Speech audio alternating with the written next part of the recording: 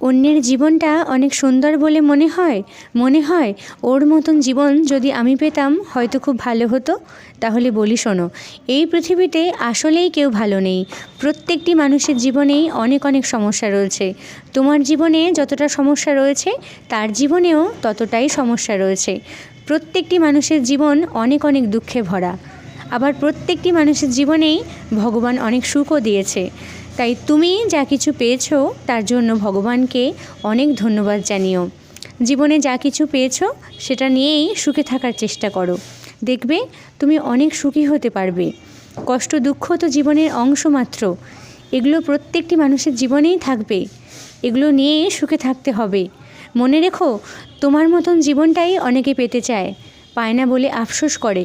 আর তুমি সেই জীবনটাকে নিয়ে কষ্ট পাচ্ছ? না, কখনো পেও না। কারণ তুমি যদি নিজের জীবনটাকে গ্রহণ করতে না পারো তাহলে এই পৃথিবী কখনো তোমাকে গ্রহণ করতে পারবে না, মনে রেখো। তাই নিজেকে নিয়ে অন্যের সাথে কখনো তুলনা করো না।